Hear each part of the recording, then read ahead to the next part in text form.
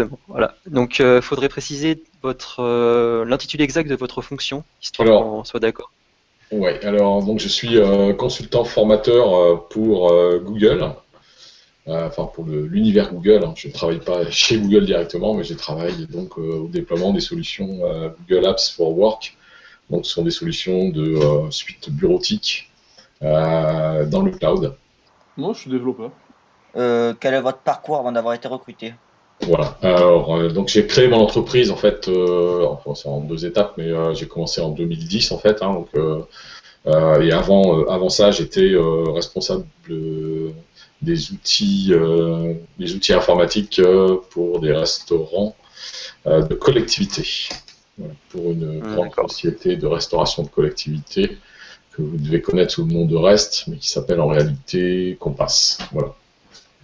Et, D'accord. et avant ça, j'ai fait quelques divers métiers variés. J'ai commencé ma carrière en 87 et j'étais à l'époque responsable des achats de vivres frais pour un restaurant gastronomique. L'école d'ingé qui est en alternance, qui s'appelle l'IT2I.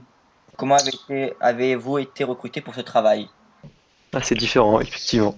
Et j'ai pas mal bourlingué effectivement pendant quelques années. En fait, à la base, j'ai une formation restauration. J'ai commencé à travailler. Enfin, je suis en sortant de l'école hôtelière en fait, hein, parce que j'ai fait l'école hôtelière à Nice. Voilà. Comme quoi, ça mène à tout. Donc, comment vous est venue cette envie de commencer ce travail, on va dire? Puisque, vu le parcours que vous avez fait, justement. La passion, la curiosité, c'est essentiellement ça. En fait, j'ai commencé, voilà, donc j'ai commencé à travailler dans le milieu de la restauration. Puis je me suis vite rendu compte que, bon, même si c'était un métier de service qui me plaît, hein, je cracherai pas dessus. Mais bon, c'était plus l'avènement de l'informatique à l'époque où, lorsque j'ai intégré cette société, la première société dans laquelle j'ai travaillé, j'étais donc au service achat, approvisionnement. C'était en cours d'informatisation. Et à l'époque, il n'y avait pas de structure informatique comme il y en a aujourd'hui dans les entreprises. Donc, on sait tous, je dirais, tous ceux qui étaient là sont relevés les manches et puis on s'est mis à cogiter un système informatique. On l'a construit même avec des personnes, évidemment, avec des consultants qui déjà avaient conçu des premières applications. À l'époque, c'était sur des mainframes. Et donc, avec ces consultants-là, on s'est mis à faire de l'informatique, à informatiser les stocks, à informatiser les achats. Et puis de fil en aiguille, d'ailleurs, je suis tombé dedans, quoi. Puis après, j'ai dérivé vers le contrôle de gestion, toujours associé à l'informatique. Et puis après, j'ai fait un petit peu de gestion de production, l'implantation après d'outils de gestion de stock un peu plus poussés avec l'arrivée de Windows. À l'époque, c'était du Windows 3.1, mais vous n'étiez pas né. Voilà. Et donc voilà. Et de fil en aiguille, voilà, donc je suis passé d'acheteur à directeur de cafétéria, de directeur de cafétéria à informaticien, responsable informatique et contrôleur de gestion. Voilà. Donc, je dirais que c'est toujours la passion qui m'anime, c'est tout ce qui tourne autour du numérique en fait, hein, depuis le début. Voilà. Et puis la notion de service, donc ça se mariait bien avec la restauration. Ouais, la formation originelle, quoi. Exactement. Donc, du coup, vous avez un diplôme enfin, vous êtes donc en école hôtelière, du coup? Ouais, tout à fait. Ouais, j'ai un BTS gestion hôtelière. Voilà. Donc, du coup, on peut se dire que le diplôme n'est pas très important finalement pour commencer le développement.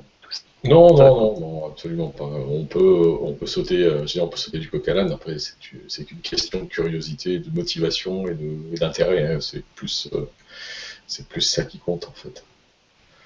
Il faut avoir ça, quoi. D'accord. La passion du métier. Ouais, tout à fait. Quelles qualités sont nécessaires pour ce métier? Il faut être curieux de tout et puis voilà, savoir Moi, je sais que bon, c'est vrai que l'informatique, c'était tout nouveau à l'époque, donc ça m'a aidé. Comment se passait une semaine quand vous travaillez, quand vous étiez employé? S'il y avait des missions, Euh, des En fonctions, fait, c'est un peu particulier parce que si tu veux, moi je suis développeur à la base. d'accord? À Digitic, quand j'ai quitté, j'étais directeur technique. Donc, si tu veux, ma semaine, quand j'étais directeur technique, elle était différente d'une Je sais semaine. pas si on vous demande par exemple par rapport au salaire. Il n'y a pas de. En fait, ça dépend. Moi, j'ai un parcours très, très atypique parce que je suis sorti de l'école, j'ai rejoint une boîte où ils étaient deux. Enfin, j'étais le deuxième. Donc, quand je suis sorti de l'école, mon premier salaire, c'était 1009 net. Mm. Après, j'ai eu la chance que dans ma boîte, on prenait à peu près tous les ans, on avait une augmentation de 100 euros brut par mois.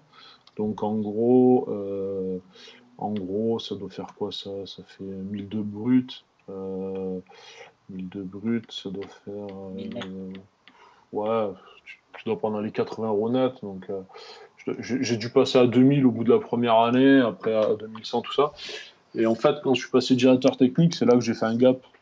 Euh, quand, comment dire, j'étais à combien quand je suis passé directeur technique? Euh,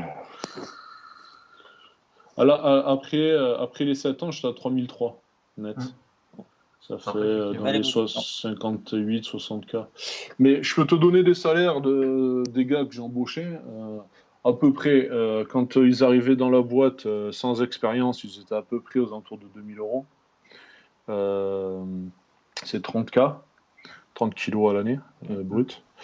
Euh, Au bout de 3 ans d'expérience, il devait être aux alentours de 34, 35.